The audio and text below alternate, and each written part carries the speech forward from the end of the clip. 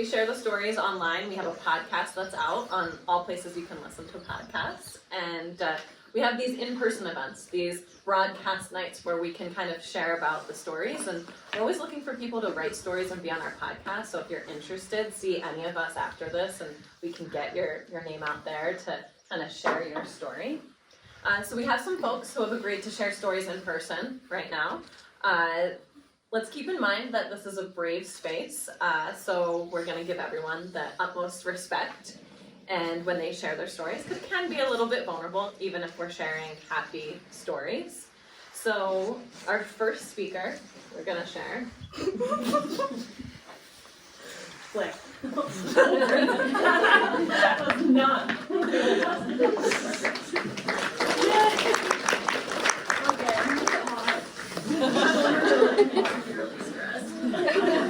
Even though I'm a counselor. We get to practice it too. So then I did volunteer on the email yesterday or 2 days ago, and then I read the prompt. And I was like, well, I guess I'll start there. I do not have very many stories of climbing with women. Most of the stories that I have are climbing with my significant others, or most of them my ex-significant others at this point. And so that was something that I was curious how other people's stories will line up here. Like I said, I was hoping not to be the first one, but here I am. But yeah, one of the stories that came to mind is a story. I used to live in Alaska before I moved to Montana in 2016.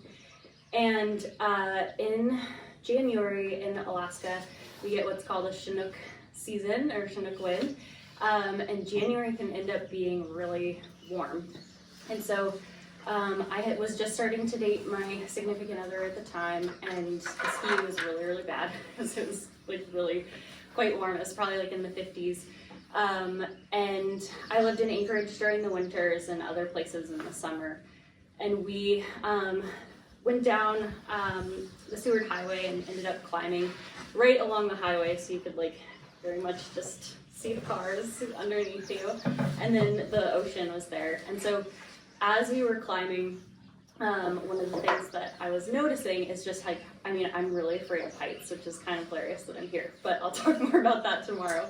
And so as we were climbing, at like all the thoughts of fear and like my inevitable death to cars and watching, I don't know. I tend to be a catastrophizer, which I don't know who else has that experience. Nice. Really fun. So yeah, when we were climbing, it was a multi-pitch climb, and I always follow because I don't have the confidence yet or the skills to lead, which is partly living in Alaska. The rock is not very good unless you're really high up doing alpine climbing. And so I didn't get a lot of exposure or practice while I lived there for about 4 years. And so I ended up putting myself in these situations where we kind of just go at it. My partner at the time was a guide, and I really put a lot of trust in him, and a lot of my own decision making ended up being with him. And so as we're climbing, I'm like, I will sing to myself. I tried to get Kirsten to sing Lizzo to me today, which we have to work on because that's really important for my own safety and security while I'm climbing. I hope I can share that with all of you.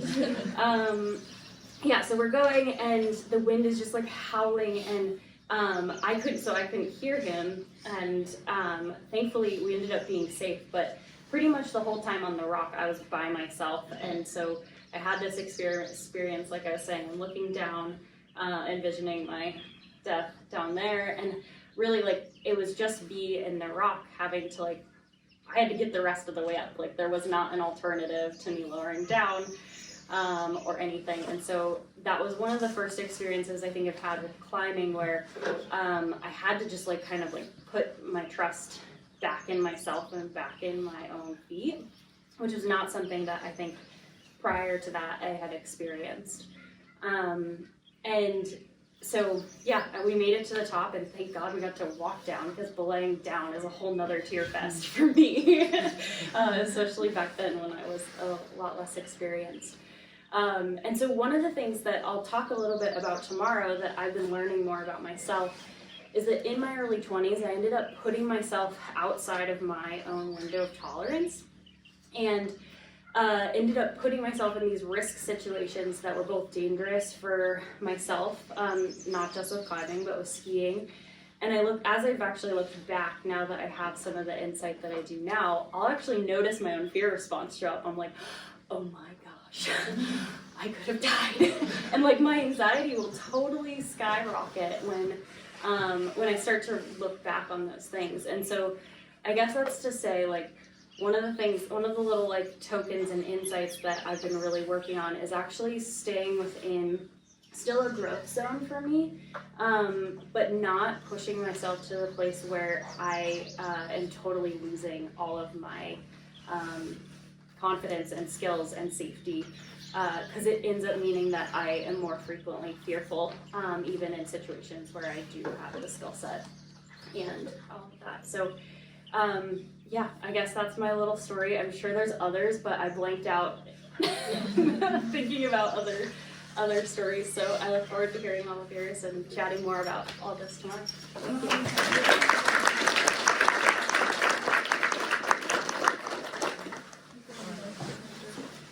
Thank you so much for sharing your story. We're excited to see what you bring to us tomorrow after hearing that little tidbit. Next we have Carly. I started to play this.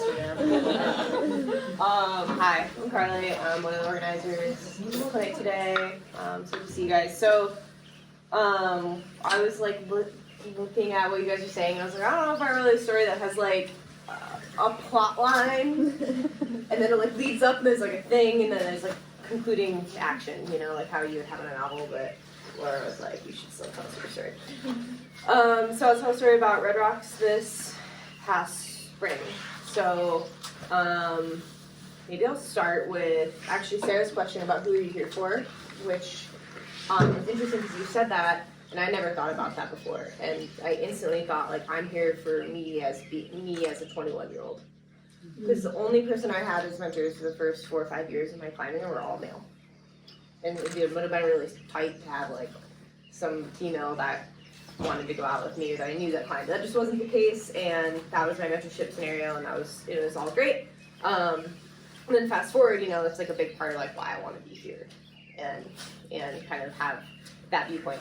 So that kind of like came to though, like into like fruition when I was down in Red Rocks, and I was meeting up with a friend, Val, who she and I both have a lot of sport climbing experience, and we were in Mexico a little bit together, and we were like, we should do more trad climbing and wanting to do that. And I realized it was the first time that I had done multi-pitch ever with a female, let alone like 7 or 8 of them, like week in and week out, you know, whatever. And that was like a really cool experience, and a lot of the days went swimmingly, you know, it was like really great. But if you do multi-pitch long enough and, you know, you're getting information from like one source and another source, that other guy on Skid Row that said that one thing about that one pitch, about that one climb, you're kind of like, okay, it's just like, how do you take it all in? But we were doing Dream of Wild Turkey, which is a 7-pitch climb in Red Rocks. And this is our day. We were doing great. We were like kind of like, we felt like we had our systems dialed, and like we felt like we were communicating and had figured each other out in the multi-pitch realm, because up until then we had only climbed together in the single pitch realm. We were psyched. And we were like wrapping up the day before we were going out to climb Dream of Wild Turkeys, and the mountain project description says nothing about a number 4. And then, however, single rack to number 3, maybe doubles, and I always like, I like doubles and smaller things, because I'm like, you know, yeah, sew it up. I like to feel good. The guidebook says, bring a number 4. So we're like on like pitch 4 or 5 or something, and it was my lead. And I'm just looking up at a number 4 crack, just like, fuck. Shit. You know what I mean? Like, I was like, and I guess like little background about me, like park climbing is not like something I would consider like in my realm of expertise, and something I'm trying to get better at. And so like looking up at the number 4, and it's my lead. I don't have a number 4. I already put in a like, I like put in like the most hilarious tipped out 3. It was like, okay. And I like climbed this number 4, and it was just like heady and grunty or whatever. And I got up it, and I would not say it was like the most safe thing that I've done, but Val comes up, and I was just like, you know, it's really awesome to have a partner you can just like hand their act to and just be like, I am like done for a couple pitches. Like, that was not safe. I realized that. We're here now. Let's get it done. She took the next two, and I took the last one. We were coming down. And a lot of the, I guess we bring up a tagline, doing like the rip sneer hitch to pull that down so we can do longer rappels. Basically what that means is that you can rappel like 70 meters at a time instead of like the half of the length of your rope. And then at the top, so you're starting at 2 anchors, you can pull the tag to pull it out, and then do another longer rappel. So that was our plan, and that was going pretty well. Sometimes when you're in that scenario, you're like pulling the tag, you can get like quite a bit of friction in the system, but usually it's not anything bad. So we're like, sometimes we're like pulling harder, we're getting it, and we're getting it. And it was like the second to last rappel, and like basically like visually, like here are the anchors that we were coming off of. And had we known that the anchors were like quite a bit further over here, we would have rigged it differently. But the way we rigged it is that we like crossed the system, and so we like created a lot of friction in our whole scenario. So we're down at this hanging belay, and like there's so much friction in the system, and we're like pulling it, and I'm like, we are both like, my like crotch is in Val's face, her like hands down here, like 4 hands on this tag, and we're like screaming. Like try hard. The first time we were like kind of laughing at first because we were like, this is the first time try hard noises we've made in Red Rocks. Like we've been like screaming in Mexico for a while, and to get up things. And now we're like screaming on top of each other in a hanging belay to get off this thing. And so for like a minute it was like kind of comical because we like, you know, you can do that like a couple times and it's funny. And then when you do it like 14 more times and you're like 4 hands on there, like both of us are just trying so hard, and we're getting like this much rope. Just because there's so much friction in the system, we're both looking at each other like we are learning a lesson right now. Like this is the thing that's happening. And yeah, but that like scenario, like right there was like definitely a time we got like a little bit frustrated. You know, we went from like laughing to like a little bit frustrated with each other. Like, what should we have done differently? We didn't know. But it was very much different than maybe how it would have been with male climbing partners of mine. We were really like right at the table together, like looking at each other, somebody I really care about. We're both frustrated and it's getting dark and we need to get this rope off this thing. We need to get ourselves off this thing, ideally. And like going through that process with another woman that I care for and respect was really like sticks out in my memory. Like when you guys were like, oh, tell us a story. I was like, so there was this time. So we, for like quite a while, were just like it would have been the most ridiculous. If you were watching your coast across the canyon, and just be like, these 2 small people are, and they're not moving much rope. But yeah, it was literally like we kept thinking it would get easier and easier, and it was like literally screaming for every 6 inches off this climb. We finally got this tag to pull.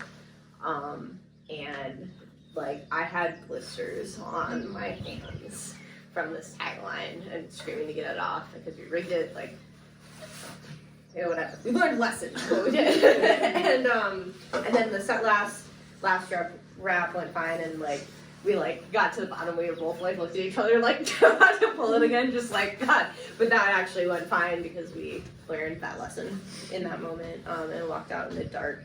And that whole time, it was just like kind of this thing of like, I don't know, we were just like checking in with each other. Like Val was definitely frustrated with me at one point, and I was definitely frustrated with her at one point. We didn't know exactly the best way to like do this, and it was like really interesting to be like frustrated with each other and then also checking in with each other at the same time. Like Val, I don't know, like, are you doing okay? Like, I'm a little like, I don't know, I'm kind of over it right now. And she's like, I'm super over it. Like, whatever. And that was just like a different flavor of that experience than compared to what I had before. We were both like kind of equally contributing, and then yeah, just kind of like finding that balance with somebody. And I think there's a lot of really close partnerships that come from everything going smoothly, and a lot of close friendships in that way.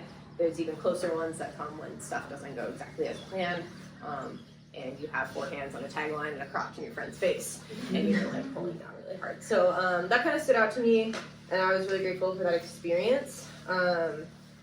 Just like to continue to have those and continue to learn in that realm. But I think like, again, that's like a part of why I wanted to, initially help organize this festival and continue to like get to have that flavor of experience in my climbing and in your climbing, and hopefully, a good time. But allow that other flavor to exist is really important and really impactful. And that's all I got.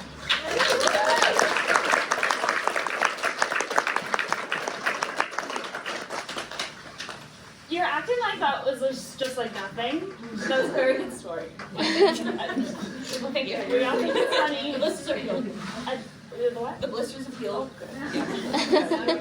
Yeah. Alrighty. Next we have Sage. Oh.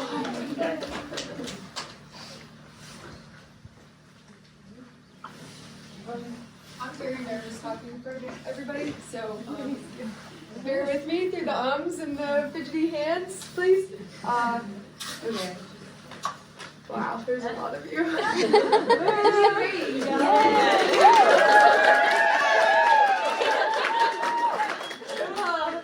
face is now bright.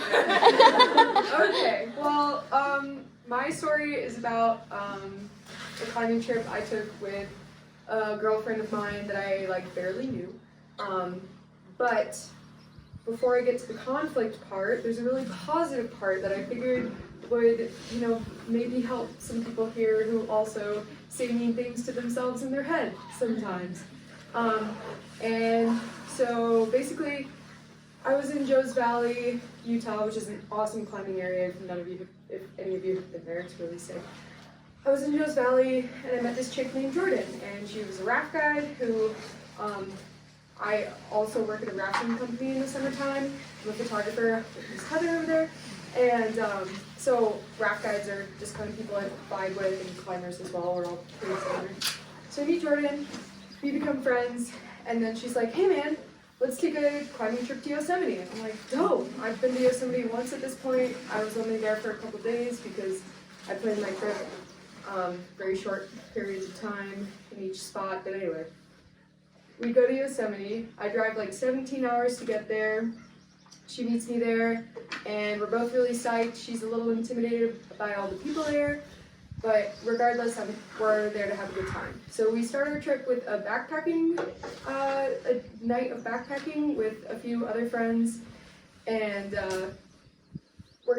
it ended up being like 2,500 feet of elevation gain in like 2.5 miles, and it was like really steep, and I was struggling, and I was like, it was like 80 degrees, no clouds in the sky, direct sun on this whole hike, and I'm dying, and I'm like way behind everybody. They keep waiting for me, which was really sweet, and I was just like, sorry, fuck, like, I'm coming, and my friend Evan looks at me and is like, well, Sage, you're the only one who is thinking the negative things that you are. Like, you're just saying mean things to yourself in your head right now, and it's okay. Like, we all are happy that you're here, and it's okay, we don't mind waiting for you. So that's just a little preface to my story, because I just thought that was really sweet, and I think about that a lot when I am saying mean things in my head, like, oh my god, I could do this move, just do it, you're strong, like, when you get in negative spirals. So if anyone else experiences that, just stop being mean to yourself. Anyway, this conflict I experienced with my friend Jordan, we were climbing in Yosemite, I was having a ball, and then it was gonna snow the next day. And it was only supposed to snow one day, and I wanted to stay through it, and she did not. And we had planned to go to Santa Maria for her friend's birthday, and then go over to Bishop to finish out our trip. And I was like, dude, let's just stay here, maybe do a day of hiking while it snows, and then climb more, whatever. And she was super aggressive about like not wanting to do that, and I'm an extremely passive person, so I was just like, okay, fine, like, let's just do whatever you want to do, like, she starts yelling at me, and I'm like, okay, cool, like, we'll just do what you want to do. And so I thought, we're going to your friend's birthday in Santa Maria, southern-ish, south from Yosemite. And why don't we just go find some climbing around there? I looked at Mountain Project, there was like a bunch of stuff. She was like, no, I've climbed around there. And I'm like, dude, you've climbed at all 15 of these areas. Like, really? She's like, well, no, but anyway, she just was very adamant about not wanting to do that. So she wanted to drive all the way to Bishop, go down to Santa Maria, and then back to Bishop. And your girl's pretty broke at this time of the year. I work in the winter and summer seasons, and in the spring and fall I spend all that money. So I was like, no, dude, like I'm not gonna drive to Bishop, to Santa Maria, to back to Bishop. And so we were trying to figure something out, and she just kept yelling at me, and she kept being aggressive, and I kept being passive, and it was like, okay, fine. So we ended up driving to Bishop, and like I said, a snowstorm was coming. And I don't know if y'all have ever driven, well, so first of all, that pass that I can't remember the name of. Tuolumne. Yeah. What is it? Tuolumne. Was closed because of the snow. And so instead of driving the like 2 hours or whatever to Bishop, we went north. We didn't even go south. Like I said that we should, because I said, no, those passes are gnarly. Because I spent a winter in Mammoth last year. And she's like, no, let's go north, like, I want to go this way. And I was like, dude, that's, like, it literally added an hour and a half to go the southern route. And I said, we should do that, like, and for whatever reason, she just wanted to get there an hour and a half sooner, and so we went northern. And like I said, I'm super passive, and I, like, argued a little bit, and then was like, okay, you're yelling at me, so fine, we'll go the north route. And it ended up being the scariest drive I've ever experienced. And I grew up in Montana. I grew up driving here. And it was like, we start going, and we get to some pass, and I'm like, shit, I should put on my chains. I haven't put on my chains because I know Jordan's ahead of me. She's in like not a Sprinter, but one of them, maybe Dodge, whatever it's called. You know, it's basically a Sprinter. And so she's ahead of me. I'm in my little GMC Safari rear wheel, and I'm like, okay, I'm slowing down to like 25. I'm slowing down to 25, and I'm driving, and I'm like, okay, the snow's adding up. Shit, there's like 4 inches on the ground now. Like, okay, I'm just gonna slow down a little bit. We're doing okay. And then I get up over this hill, and I see Jordan sideways in the middle of the road. And I was like, and my immediate instinct is like to get out of my car and run to her, but there was like already traffic stopped, so I said, okay, I need to stop, I need to put my chains on and then go help her. Put my chains on, run over there, it's blizzarding, I'm like in sweatpants and a hoodie, and I run over there and I open up her van door, and she's in there drinking a White Claw with some stranger, and just chilling, and it was like the guy in the car behind her, and I was like, what are you doing? Like, we're sideways in the middle of the road right now. And she's like, no, we're just hanging out. We're just waiting for the snowplow. And this was my first step of like, I need to say something. I need to just not be passive right now. So I'm like, no, Jordan, I have my avalanche shovel. I know you have your avalanche shovel. We're gonna fucking clear this so that you can get out of the road so traffic continues to move. And she's like, oh, okay, yeah, sure. And funny enough, as I'm like going back to my van to get my avalanche shovel, snowplow pulls up. And I was like, fuck. She's right. So I turn around and I see her with her shovel. So I'm like, okay, at least she's fucking doing something. And I like walk down, and I'm walking down this like line of cars, and everyone's like, hey, you know what's going on? And I'm like, yeah, we're figuring it out. She doesn't have her chains, and she didn't bring her chains with her. And And she's chilling with you like in her van, just kidding. And so I'm like, every like third car is like, so what's going on? I'm like, it's fine, we're fine. And I like walk down and talk to the guy, I tell him the situation, and he had the like actual snowplow and then also like a truck with the little plow on front. And so the truck goes to the front of the line, hooks up to Jordan, pulls her out of the way, and we get traffic moving again, and I pull over behind her, and I'm like, dude, let's just turn around. We'll go down to Santa Maria. We'll go see Devin, like, and then we'll try to go to Bishop once the storm passes. Like, that's what we should do. And she's like, no, dude, like, it would have been fine, but that fucking car, like, had stopped in the middle of the road, so I stopped, and then I tried to get around them, which made me sideways in the middle of the road. And I was like, dude. And this is the point, looking back, that I should have been like, no, putting my foot down, looking around, this is already sketchy, like, let's leave. But I was like, okay. I have my chains, like, I'll follow you, like, if you feel confident. And then, like, for the next maybe 2 hours, because I was going 15 miles an hour, because it's literally like 6 inches of snow built up on the road, and like sheer cliff on one side. And at one point, with my chains on, I start fishtailing, and I was like, what the fuck? Why am I even here? And like, why? And then so I make it out of the pass. Jordan and I were planning on meeting in a Walmart at what is that, Tahoe? Right there, somewhere? Yeah, that Tahoe area. Some small town next to it, maybe. But so we're getting out. We plan to meet at a Walmart. As soon as I get service, I call my mom. And I was just like, oh my God, Mom! Like, I just had to yell, like, oh, my friend just got me in the dumbest situation. I wasn't bold enough to stand up and be like, hey, I strongly believe that we should not do this. It got me into a really dumb situation. No, I'm okay. It's okay. You don't need to freak out. I'm fine, Mom. It's like, but I learned a very valuable lesson. If I know more about the area than somebody, like, hey, I know those passes are really scary. I know this is a really gnarly storm coming in. We should not drive, or we should go the southern route. Like, even though it's my friend, and even though she's being pushy and yelling at me, which I don't like very much, I should just stand up and be like, hey, Jordan, I very strongly believe that we should not do this. And afterwards, I mean, I show up to the Walmart and I get in her van and I just look at her and she's like, dude, I'm so sorry. that was really sketchy. I said, yeah, I told you so. Like, but I just learned that I should stand up for what I believe in. And if I see something that I think is unsafe, tell somebody.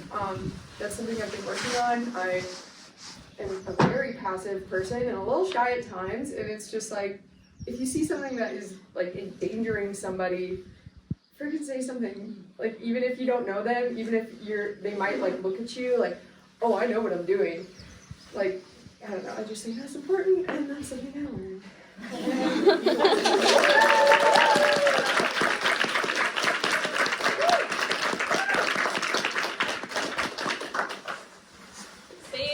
So much. That was a wonderful story, and it's always great to come out of stories with lessons that we can learn. Next, we have Cora. The white claw is the best part. Right?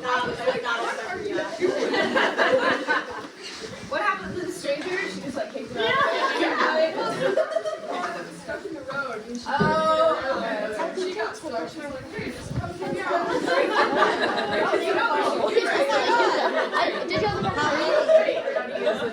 Oh, I think I have them. Yeah, the one. Okay, cool. Hi everyone, I'm Cora. I use she, her pronouns.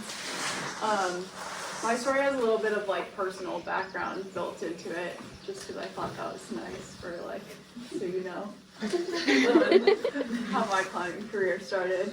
I think it's a pretty on par start to a climbing career. I was a freshman in high school, 14, joined the Bozeman climbing team, and 10 years later I'm on crutches. So look forward to that if you're a new climber, maybe. No. Over the last 10 years I feel like I have had a lot of points where I could have quit climbing. I have a lot of stories to tell. Feel like I went in pretty hard and heavy after I left the climbing team. It was a great experience, but it was very much an indoor climbing experience. And as soon as I got outside, it was a whole new world. I also grew up in Belgrade, not Bozeman, so I was the singular climber in the entire high school. Luckily, the worst names I got called up were like granola or stoner, which I mean, my peers knew nothing about climbing, but somehow stoner, you know, it was synonymous. They had that figured out. There would be the point on Saturday mornings where we would hang out at this trailer park in Belgrade a lot, and I would leave my friends on the couch and leave them to find their own ride home. I had driven there the night before, and I would just head straight to Spire. And they thought I was some human anomaly to be able to go there after drinking white cake vodka the night before. So that was a point at which I could have quit, I guess.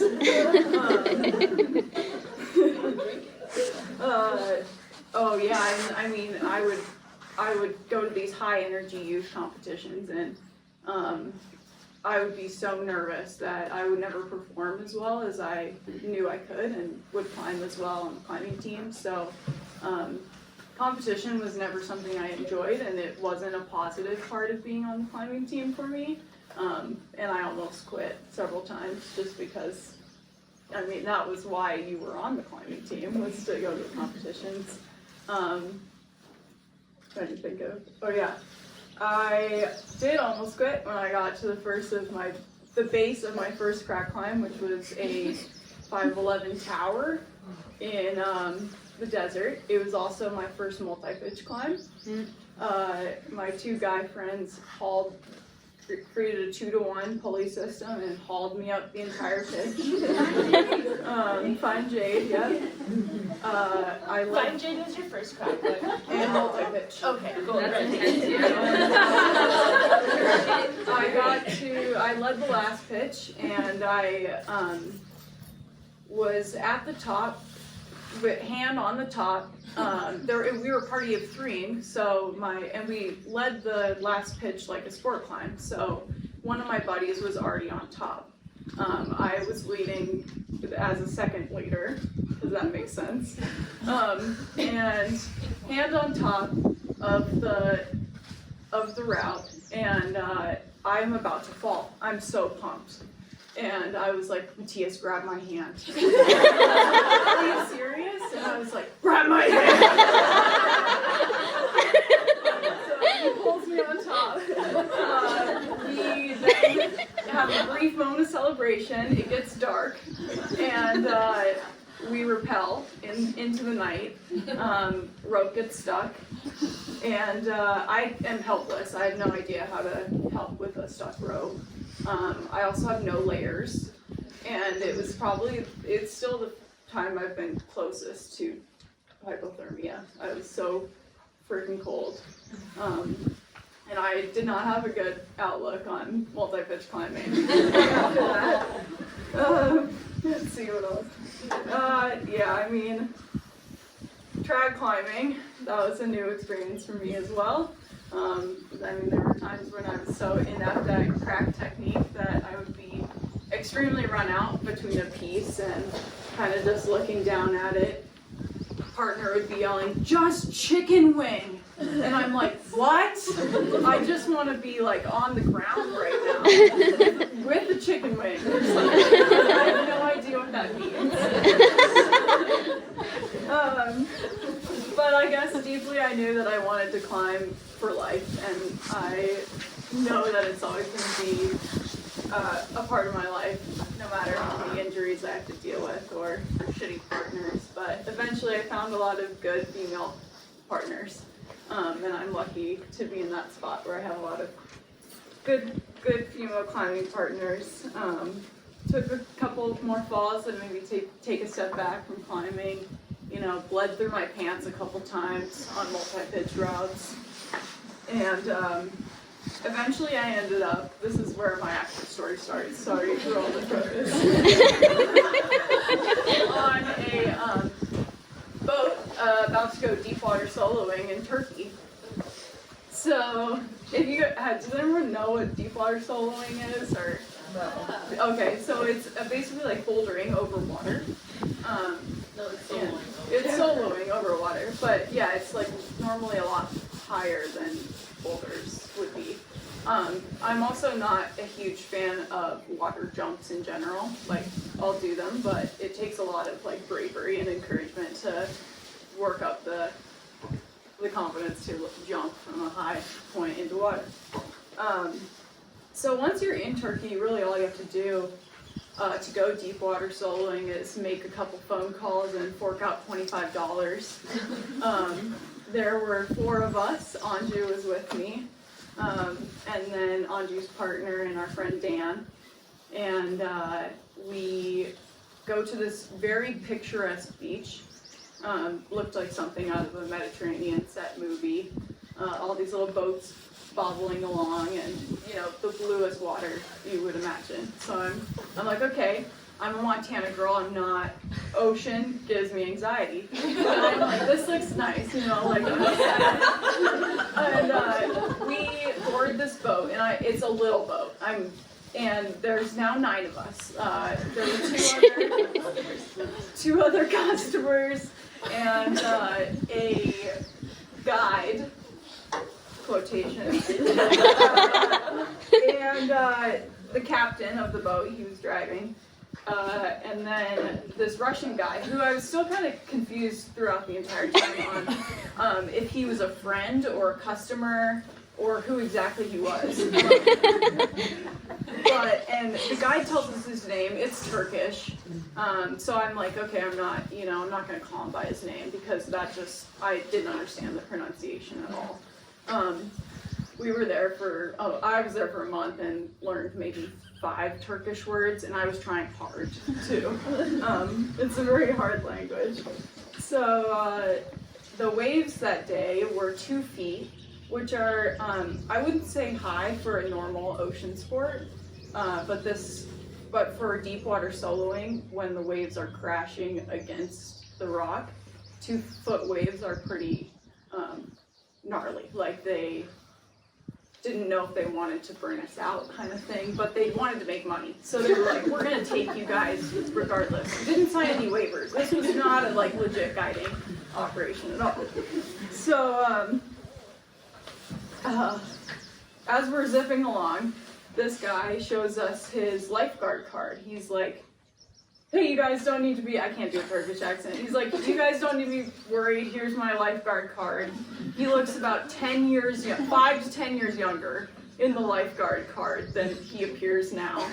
And then he launches into his safety speech, which consists of, so, if you go too deep, sometimes you'll come back to the surface and you'll need to plug your nose and blow outwards. And I was like, to like depressurize your ears? Like, is this the safety speech? And so we learned how to depressurize our ears, and that was about it. So the boat ride was lovely, beautiful. And we get to this cove, and he's like, okay, we're gonna need to go into this cove because the waves are too rough to climb these cliffs that are directly out in the open ocean there. So we go into the bay, and like, he's just kind of stalling. You can tell he's never been there before.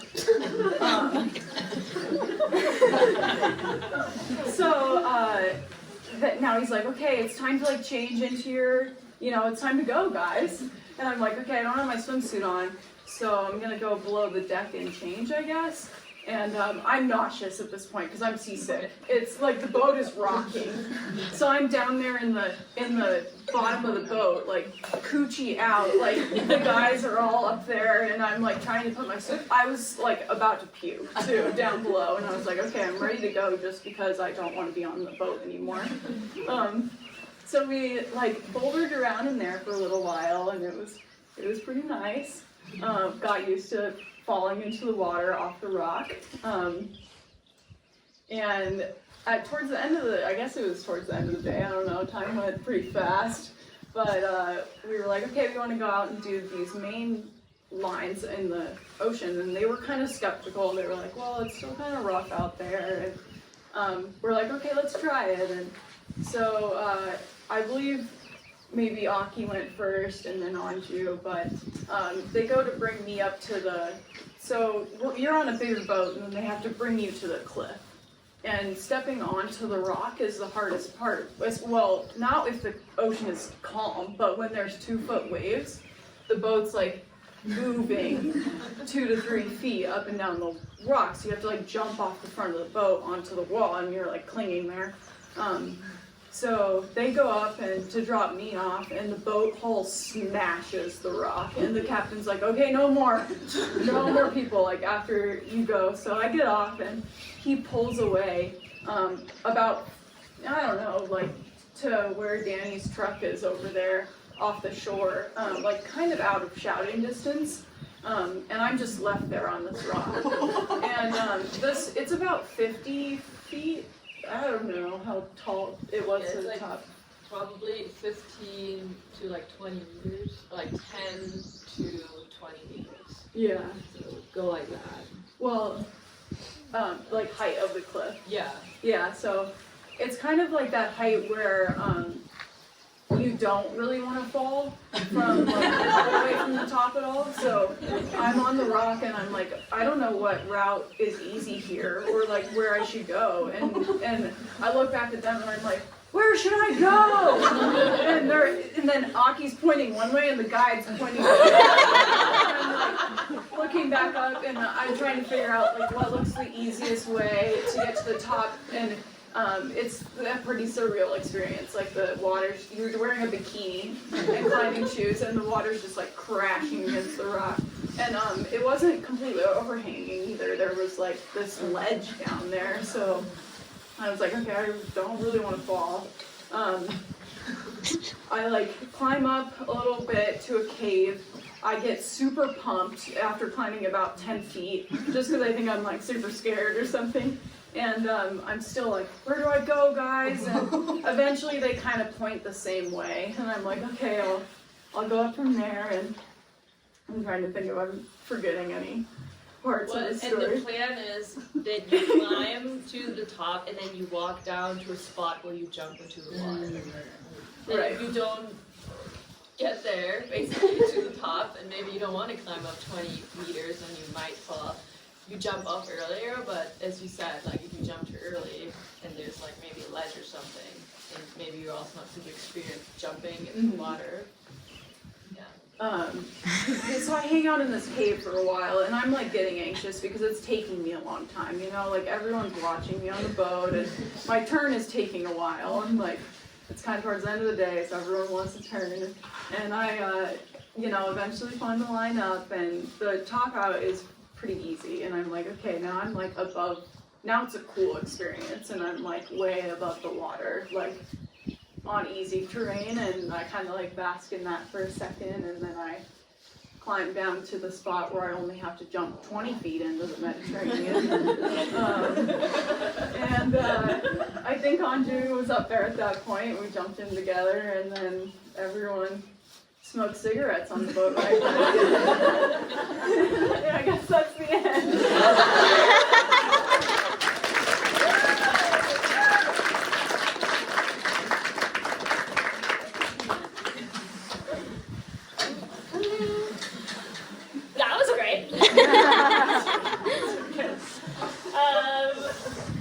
That's not a common experience in this neck of the woods, I imagine. Thank you for sharing that. Wonderful. Lorca. So this is actually a really long arc. But what really showed up for me that I wanted to say was that climbing has been my lifelong partner in my love affair with resilience. And it started with my living as a little kid. My dad was a climbing guide, and he ran a climbing school in Yosemite. And then we lived in the Tetons in the summers. And one of my earliest memories is like sitting up in something kind of like that in the sagebrush and the lupin, and hearing helicopters would come tearing down through one of the valleys and going over my head and heading for Jackson, and just knowing, like, in a 4-year-old kind of way, like someone died in the mountains. And at the same time, living there on Guides Hill, you have all these tourists coming through and heading out across Jenny Lake, and then you have the guides. And really having this awareness of the difference between them, right? And that in the guides there's this strength and a little bit of a slightly feral quality, maybe, right? Indifference to hygiene and fashion, but they're, at that time. But at the same time, like a complete presence with what they're doing and why they're there, and even at that age, feeling like this is a choice already. Like, I want to be this. I don't want to have a shiny car. I want this way of living in life, and it's worth the risk. It's worth all the weird stuff that happens. And so 10 years later, I was on the climbing team in boarding school up in Portland, and I found myself on a climb with the school climb, and we got hit by a storm. And I came down, I was the last person to come down off. And my friends and teachers who kept on going got trapped because the storm, we were climbing at night.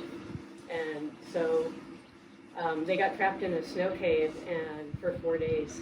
And by the time we got, everybody was found and got out, we lost 9. So 7 of my classmates and 2 of my teachers were gone. And so once again, there's this question of, and I'll also say at the time, climbing was not a thing, right? It wasn't a thing where people are like, yeah, I've done some of that. And so it was a really, it wasn't a publicly held, acceptable thing to engage in. So that made it a little bit harder. And your nervous system, when you go through something like that, your nervous system says, you can never, ever do this to me ever again, right? You can never put me in this situation ever again. And this was the first really conscious conversation I had with resilience, because I was like, okay. And at the same time, where you go from that is, so does that mean I'm gonna never climb again? Right? And pretty quickly the answer to that is like, that's not an answer, right? That's not gonna solve the problem directly. And so no, I'm gonna keep climbing. Like, okay. And on a deeper level, the next question is, are you gonna stop loving? Because if you're not gonna stop loving, then you might, then you're still gonna be hurt. You still are vulnerable. And the answer to that was also no. So the next question was like, so how do you live in a place where you are going to be with some hard things, but you still are continually moving towards getting to be someone who can hold both the hard and the joy at the same time, right? How can I be that vessel that encompasses all of it and doesn't crack, or cracks just a little? and that answer that showed up was resilience. And like, if I can be one of those humans who is amazing at being with all the full spectrum of things, then I can keep going. And got really curious and got really scientific and really experimental about being in the world. And what are the ways in which we slow ourselves down? And what are the ways in which we get in our own way? And where do we start withholding and withdrawing? And where does that work for us until it doesn't anymore? And we have to start getting curious about another way. If we really want to be in the world in a way that both serves ourselves and serves everyone else. So I kept climbing, and I kind of went underground for a while. I couldn't, I competed, but I could not have it be in any context where there was pressure, because I was like, I can't die for that reason, right? I can't die because I'm trying to prove something. And if I died. And so I would climb with people who I totally really trusted and could be with, and some of them were my dad's climbing partners and people I'd known who'd known me my whole life. And starting to climb with some women. And I would go to climbing competitions like far away where no one knew who I was, and I would climb and win and get gear and then come home and not tell anybody for like years. But I also stayed open to really wanting to climb for magic, right? For that feeling of magic that we get. And so that took me all over the world. And it took me into the company of humans who I am so grateful to have known. And some of them aren't even with us anymore, and I'm not sorry. And so by following resilience, climbing kept me coming face to face with where I wasn't resilient. And then I would have a new arena to address until I could be the climber I wanted to be. And at the same time, I would also say that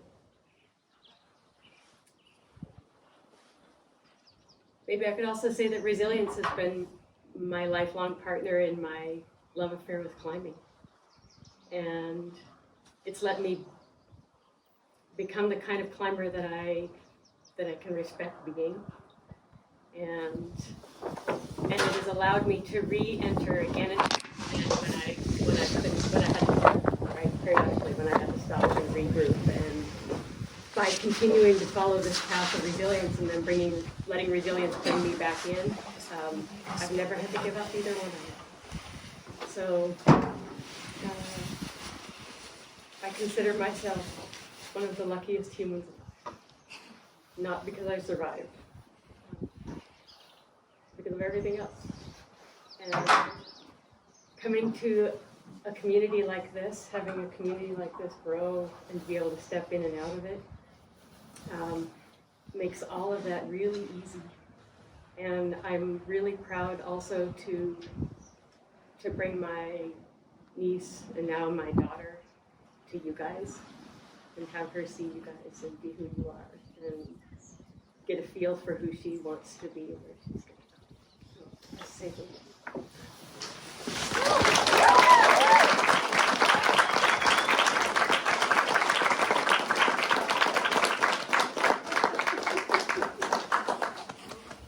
Thank you so much, Lorca. Now we have Leslie, one of the founders of Broad Beta, who's going to give a few words.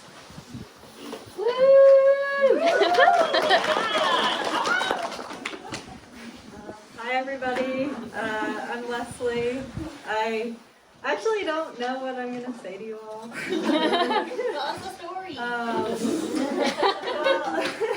I could tell a story. I guess first I just want to thank all the speakers. Like your stories were funny and insightful, and it fills me up so much to be here and just have the opportunity to listen to them. And I think it's cool because that's why we started Broad Beta, is because we wanted to write our own stories, but we also really wanted to hear your stories, and so it's really great to be able to do that. So I can either leave it at that, or I can tell you a little bit about what instigated Broad Beta, or I could tell you about an experience that Jeannie and I had when we were climbing Half Dome. All of them. All of them. Half Dome. But also give it a Well, maybe Broad well, I'll try to keep that brief. So I met Jeannie. I moved to Bozeman, I think I went to grad school in Bozeman, but then moved back in 2019, and a mutual friend was like, you would be great climbing partners with Jeannie. And so he connected us, and the first time I met her, she just walked out of the car, just on the phone, doing a million things at once, classic Jeannie. And we went climbing in the canyon, and she sent The Fugitive that day. And I hopped on it on lead as well, and it was just a really empowering day. And I think we knew that we were going to be good climbing partners.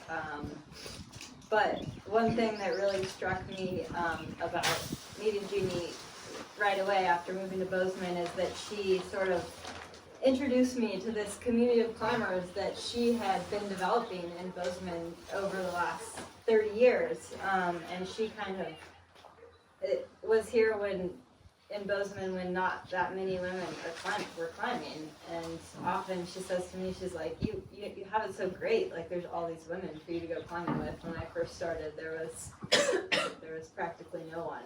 And she really built that up, and she plugged me into it. And it just feels like anything I've ever done in climbing is because of like this amazing community that we have.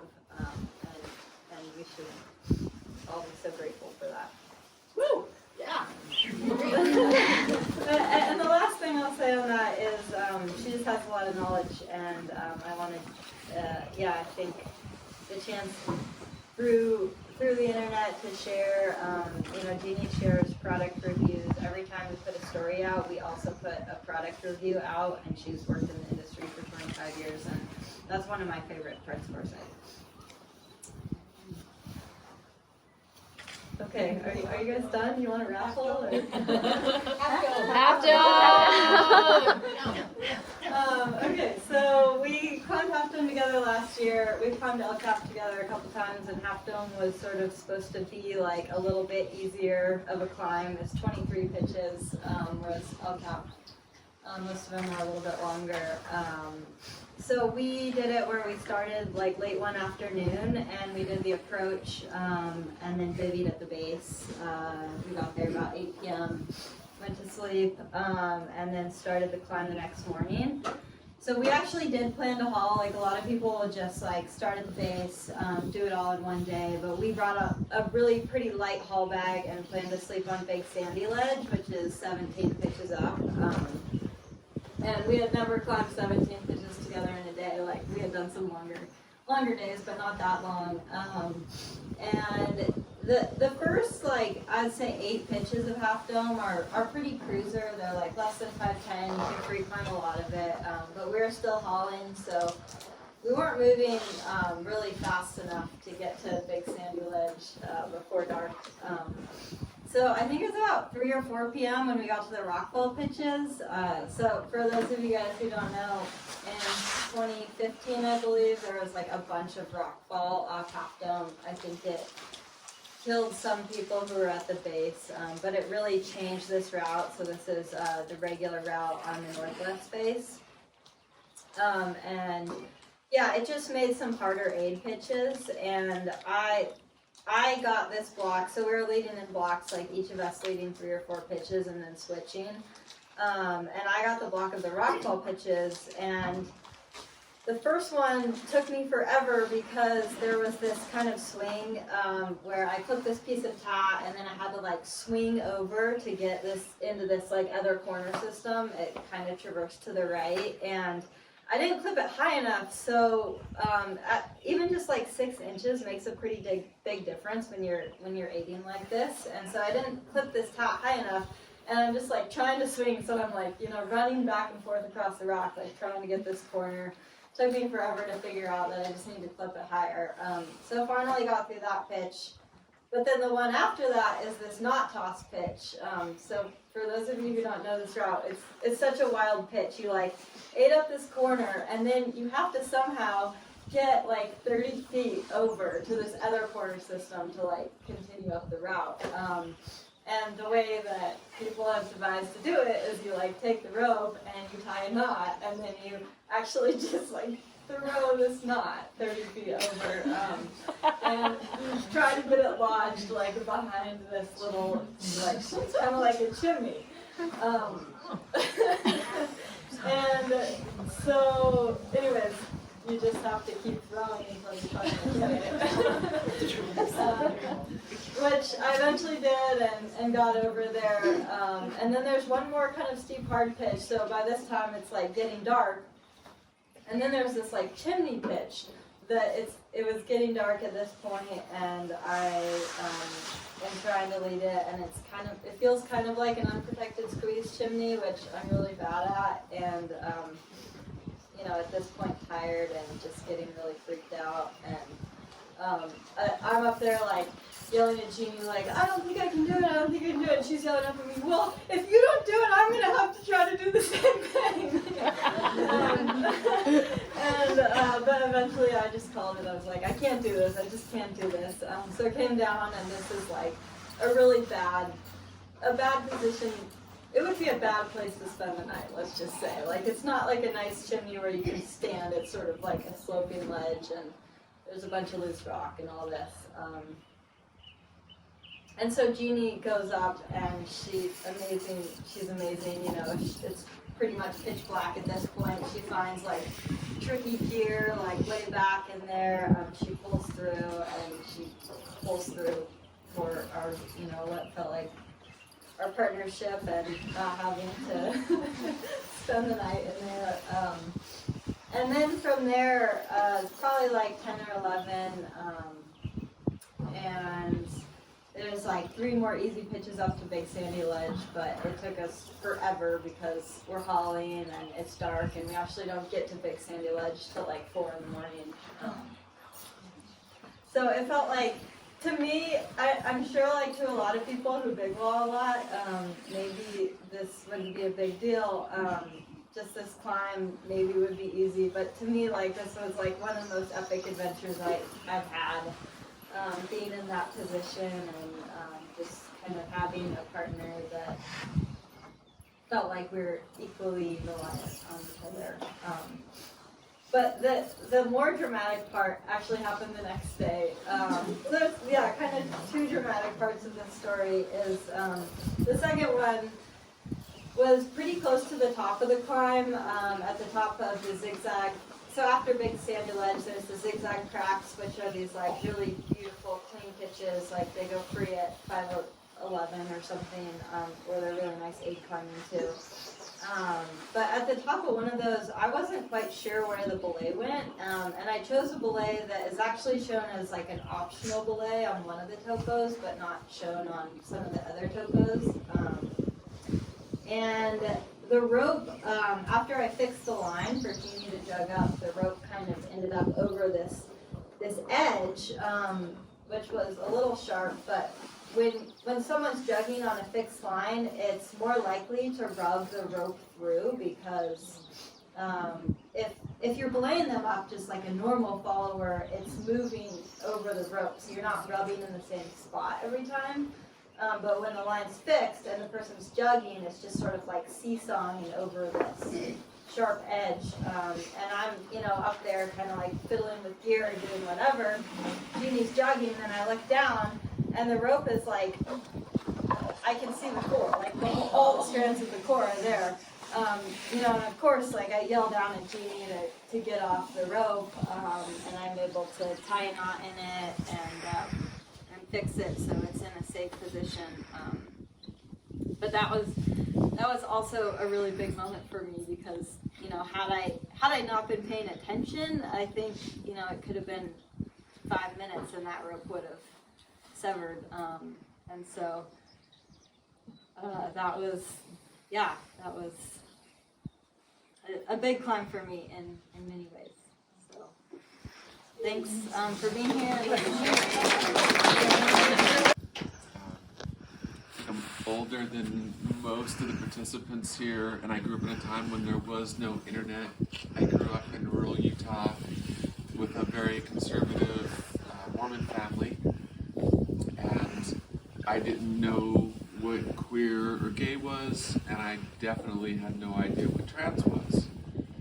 But I remember, I don't know, 4 or 5 years old, we would have family prayer every night together, and then we were expected to pray in our bedside. And I remember every night just kneeling down on my bed and just praying that I would wake up the next day the way I was supposed to be, because I knew I was a girl. But I didn't know what that meant. And I quickly learned that if I expressed that in any way, I was punished. Most of my friends when I was really young were all girls. And then all of a sudden, I wasn't allowed to play with girls anymore, and I was put into sports. I did a lot of things with my mom growing up when I was really young. I used to help her cook and garden, and I used to sew and knit and make quilts. I think my 3rd grade teacher, I knitted a quilt for her and gave it to her because she was having a kid. And then all of a sudden, I was no longer allowed to do any of that. And for the longest time, I just thought there was something wrong with me because, again, I had never heard of transgender. I had never heard of anyone like me or met anything. And it probably wasn't until maybe like high school that I started to see some things on TV that I kind of connected in some way, and it was always negative. It was the Jerry Springer Show or Ricky Lake, these horrible daytime TV shows where it was always a surprise, your girlfriend is actually a man. And it was always negative, it was always a punchline. The TV shows, trans people were never named trans, it was always a really derogatory slur. And in the cop dramas, trans women were always the prostitutes that were murdered at the start. They were the ones that got beat up. In comedy shows, they were the ones that the star beat the crap out of, or was the punchline of some sort of a joke. And I couldn't see myself in any of that. And it wasn't until college that I found the word transgender and finally had some sort of connection to who I was. But it was a huge help to finally see that and know that I wasn't alone and that there wasn't something wrong with me. But at the same time, there was something wrong with me because every portrayal I'd ever seen of trans was negative. And one of the things that we've seen in the trans community, within the general population, about 6% of people in the U.S. serve in the military. Within the trans community, it's more than double that. And if you think about growing up, knowing who you are, and being punished for that, and having to pretend and portray something completely different, you do the opposite. And so I, for a lot of reasons, joined the military and got away to try to do the most masculine thing I could think of, and maybe that would cure me. But of course it didn't. And a lot of times people, when they talk about the trans experience, when they're not trans, they think, like, I can't imagine what it would be to want to be another gender. But it's looking at it the wrong way. The way to think about it, imagine as far back as you can remember, you are exactly who you are right now. But everyone around you sees you the exact opposite. You're not allowed to play with the people you want to play with. You're not allowed to do the activities that you want. You're not allowed to use certain words. You're not allowed to wear certain colors or certain clothing that society is deemed more feminine or different. But you know inside exactly who you are, just like all of you know who you are.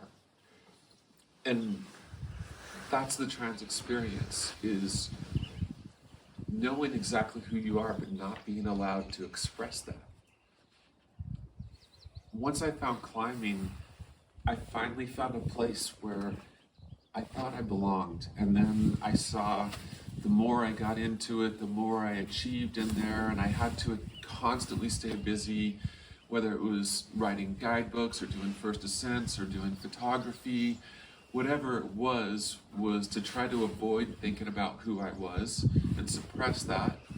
But it was also a way to try to prove to myself and other people that I was worth something, because I felt worthless because of who I was. Because again, all I ever saw about someone like me was negative. And I also saw that when I was out with most of my friends, whether they were male or female a lot of times, was we would be sitting around a campfire and they would start telling stories about queer people or trans people. And again, it was always a joke, or it was always about how in high school they beat the shit out of somebody that was different. And I kept seeing over and over that there's no way I could ever be myself in this community. There's no way I'd be accepted. And I never saw anyone like me. For years I was doing girls' trips with all my friends when I went climbing, but I was the only one in the group that actually knew it was a girls' trip. And I felt so close to all my female climbing partners, And we were really close, but there was always this barrier in between us because I wasn't perceived by them in the same way that I saw myself. And I remember the first time that I was really seen by some of my girlfriends in climbing. It was 2017, and I was struggling, I was suicidal, and I finally got to a point where I knew I was either gonna try to be myself or I was gonna die. And it's that way for a lot of people within the trans community. It's comes down to life or death. You fight it for so long. And when I started therapy, all I wanted was my therapist to try to help me figure out how I could stay alive and keep pretending to be something I wasn't. And coming out to my friends was some of the scariest experiences I've ever had. I've spent 30 years as a climber, I was in the Army, did all these things, and nothing was as scary as telling people who I really was. And I remember one of my trips was with my friend Kim, and I had slowly started telling friends. It was January of 2018, and I was teaching at the Uray Ice Fest, and then going on to the Outdoor Retailer Trade Show, and I had a week in between, and we were supposed to climb together in Rocky Mountain National Park for ice. But we had this huge storm out there, and the avalanche conditions were bad, and then there was a government shutdown. So we couldn't get into the backcountry. We found this really short water ice 3 that was close to the road that we could get into. And so we met up, drove out there, and we're talking the whole time. And we'd been climbing partners for a long time, and I'd been wanting to tell her for months and was just so afraid to. And finally that day in the parking lot, we were just about to get out of the car, and I don't even remember what the comment was, but she said something, and I just decided I was going to tell her. And so we sat in the car, and I came out to her. I told her who I really was. And we sat in that car, and the key was still in the ignition, and we were just listening to music while we were talking. And 4 hours later, the radio stopped, and the car battery was dead. And after that, even though outwardly everyone else still saw someone who was masculine, it would be months more before I came out to everyone else publicly and could really be myself. Something shifted in our relationship. And that happened again and again with so many other women in a way that's been completely different than all my guy friends who still have a really hard time with me and still feel uncomfortable because like in our society, feminine is considered lesser than masculine. And it's a threat to a lot of people and it scares people. But the women that I was close to, that I came out to, have been so amazing and so supportive. And one of the most amazing gifts I've had was once I came out to a lot of those friends, they told me some of their scariest secrets, some of their deepest secrets, and things that they were afraid to talk about with other people. And it's brought us all so much closer. And our relationships are so different now, and I get to be in spaces like this.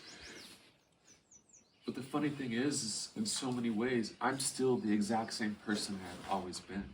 I've always been exactly who I was, and I thought when I came out that I would have to learn how to be more feminine, I would have to act differently or whatever it might be. And what I found was the more I let go of pretending to be masculine and pretending to be something I wasn't, that there were all these traits that were always there.